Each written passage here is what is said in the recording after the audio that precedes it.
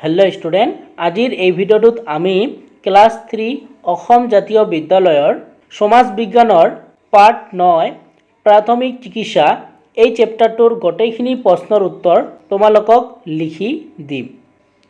আৰু এই চেপ্টাৰটোৰ কনভাৰ question important হয় আৰু কনভাৰ কোশ্চেন তোমালোকক পঢ়িব নালাগে এইখিনিও আজি আমি এই ভিডিওটোত কম যদি চেনেলটোত প্ৰথমবাৰৰ বাবে নতুন হয় চেনেলটো সাবস্ক্ৰাইব কৰি ৰাখিবা তেনেহলে আজি ভিডিওটো আমি স্টাৰ্ট কৰিছো চেপ্টাৰটোৰ নাম হল প্ৰাথমিক চিকিৎসা তো অনুশীলনী তোমালোকৰ প্ৰথম প্ৰশ্নটো দিয়া আছে হয় নে নহয় লিখা তো তোমালোকক কৰ পৰা উঙলৈ দিছে তো এইবোৰ কনভাৰ হয় সেইবোৰ হয় লিখিব কৈছে আৰু কনভাৰ নহয় সেইবোৰ নহয় লিখিব কৈছে তো প্ৰথমতে আমি এইবোৰ উত্তৰ চাও তো প্ৰথমে তোমালোকক এক নম্বৰত কোনটো হয় কোনটো নহয় সেইবোৰ লিখিব কৈছিল তো ক নম্বৰটো তোমালোকক দিয়া আছিল प्राथमिक चिकित्सा हल रोगीर प्रति কৰা एक प्रकार सहाय तो এই কথাটো সত্য হয় তোমালোকে শুদ্ধ লিখিবা বা তোমালোকে যদি হয় লিখা সেইটোও হ'ব হয় লিখিলেও হ'ব বা তোমালোকে শুদ্ধ লিখিলেও হ'ব তাৰ পিছত খ নম্বৰ প্ৰশ্নটো দিছিল কোনোবাই ভৰি মচকা খালে লগে লগে তেওঁক চিকিৎসালয় নিব লাগে তো এই কথাটো কি অশুদ্ধ এই কথাটো কি অশুদ্ধ তো তোমালোকে ইয়াতে নহয় লিখিব পাৰা ঠিক আছে তোমালোকে নহয়ও লিখিব পাৰা নহলে তোমালোকে অশুদ্ধ লিখিব পাৰা তাৰ পিছত তোমালোকক গ নম্বৰটো দিছিল জুয়ে পৰা ঠাইত তেল টুথপেষ্ট আদি লগাব লাগে তো এই কথাটো কি অশুদ্ধ তোমালোকে এইটো নহয়ও লিখিব পাৰা বা তোমালোকে অশুদ্ধ লিখিব পাৰা তোমালোকে যিকোনো এটা লিখিবা তাৰ পিছত ঘ নম্বৰটো দিয়া আছে জ্বৰ উঠিলে গৰম কাপড় গাত দিব না লাগে তো এই কথাটো কি শুদ্ধ জ্বৰ উঠিলে গৰম কাপড় গাত দিব না লাগে তো এই কথাটো কি হ'ব শুদ্ধ হ'ব তোমালোকে এইটো হয়ও লিখিব পাৰা নহলে তোমালোকে শুদ্ধ লিখিব পাৰা তাৰ পিছত তোমালোকক উ নম্বৰটো দিয়া আছে পোকে কামোৰাত প্ৰাথমিক চিকিৎসাৰ প্ৰয়োজন নাই তো তোমালোকে এইটো কি লিখিবা অশুদ্ধ লিখিবা নহলে তোমালোকে নহয়ও লিখিব পাৰা ঠিক আছে নহয় লিখিবা নহলে তোমালোকে অশুদ্ধ লিখিবা যিকোনো এটা তোমালোকে লিখিলে হ'ব তো মই তোমালোকক এইবোৰ কৰি দিলো প্ৰথমটো হ'ব তোমালোকৰ শুদ্ধ তাৰ পিছৰটো হ'ব অশুদ্ধ তাৰ গ নম্বৰটো হ'ব শুদ্ধ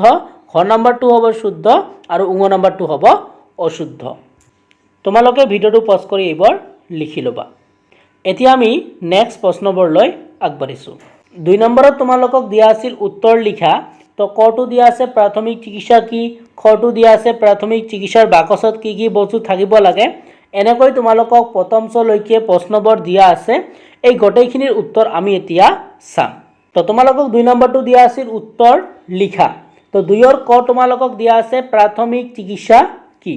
তোমালোকে এইটো উত্তৰ লিখিবা যে এগৰাকী ৰোগীক প্ৰথম অৱস্থাত কৰা সহায়েই হল প্ৰাথমিক চিকিৎসা তোমালোকে এইখিনি লিখিলে হ'ব যে এগৰাকী ৰোগীক প্ৰথম অৱস্থাত কৰা সহায়েই হল প্ৰাথমিক চিকিৎসা ঠিক আছে তোমালোকে ভিডিওটো পজ কৰি লিখি লবা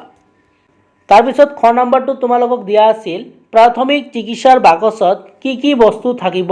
লাগে তোমালোকে ইয়াৰ উত্তৰটো লিখিবা প্ৰাথমিক চিকিৎসাৰ বাকচত পৰিষ্কাৰ কপা কমা বেন্ডিজ কমা প্লাষ্টাৰ কমা ডেটল কমা মলম কমা এখন কেচি কমা এখন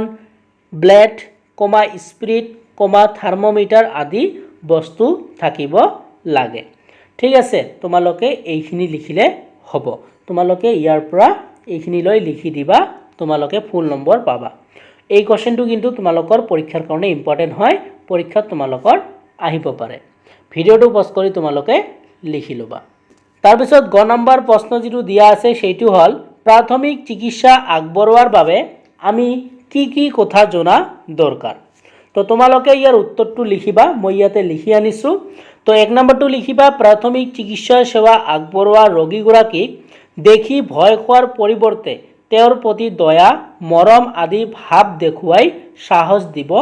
লাগে তো তোমালোকে এক নম্বৰ এইটো লিখিবা তাৰ পিছত 2 নম্বৰ পইণ্টটো তোমালোকে লিখিবা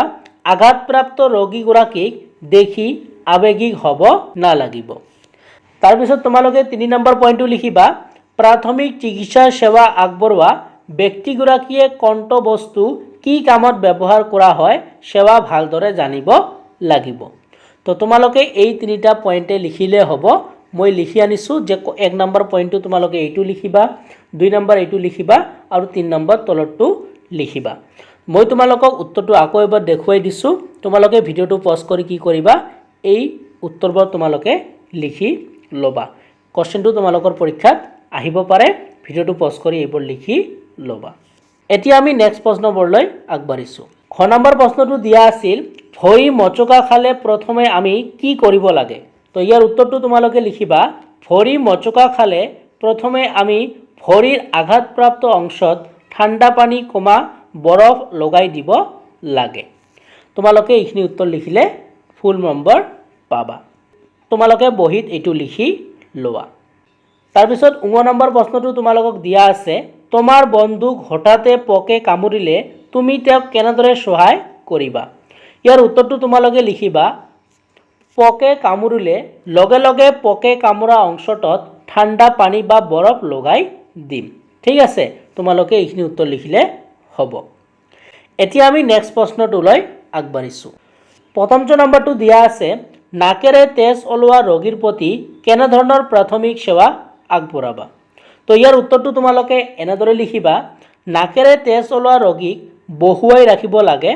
দাৰি নাকৰ পাহিৰ ওপৰত বুঢ়া আৰু তৰ্জনী আঙুলিৰে 10 মিনিট সময় চেপি ধৰি থাকিব লাগে। তোমালোকে এইখিনি উত্তৰ লিখিলে হ'ব। তোমালোকে ভিডিঅ'টো পজ কৰি এইটো লিখি ল'বা। তো 2 নম্বৰৰ আমি তোমালোকক কৰ পৰা প্ৰথমলৈকে গোটেইখিনি প্ৰশ্নৰ উত্তৰ তোমালোকক লিখি দিলোঁ। আশা কৰিছোঁ তোমালোকে এইবোৰ তোমালোকৰ বহীত লিখি লৈছা। এতিয়া তোমালোকৰ তলত যিটো 3 নম্বৰ প্ৰশ্ন দিয়া আছে, তোমাৰ বিদ্যালয়ত প্ৰাথমিক চিকিৎসাৰ বাকচ আছেনে? সেই বাকচত থকা বস্তুৰ এখন তালিকা প্ৰস্তুত কৰা আৰু কিবা নতুন বস্তুৰ প্ৰয়োজন আছে নেকি ভাবি চোৱা। এই কোৱেশ্চনটো তোমালোকৰ ইমান ইম্পৰ্টেণ্ট নহয়। 4 নম্বৰটো দিয়া আছে, পাঠ্যত থকা ইংৰাজী প্ৰতিশব্দসমূহৰ এখন তালিকা প্ৰস্তুত কৰা। এই কোৱেশ্চনটো কিন্তু তোমালোকৰ পৰীক্ষাৰ কাৰণে ইমান ইম্পৰ্টেণ্ট নহয়। তো তোমালোকে 1 আৰু 2 যিবোৰ প্ৰশ্ন আছে এইবোৰ ভালকৈ পঢ়িবা, ইয়াৰ পৰা তোমালোকৰ পৰীক্ষাত প্ৰশ্ন আহিব পাৰে। আশা কৰিছোঁ তোমালোকে এইবোৰ লিখি লৈছা তোমালোকৰ বহীত আৰু তোমালোকে এইবোৰ ভালকৈ পঢ়িবা। যদি চেনেলটোত নতুন হোৱা চেনেলটো ছাবস্ক্ৰাইব কৰি ৰাখিবা, তেনেহ'লে আজিৰ ভিডিঅ'টো চোৱাৰ জন্য তোমালোকক ধন্যবাদ জনাইছোঁ।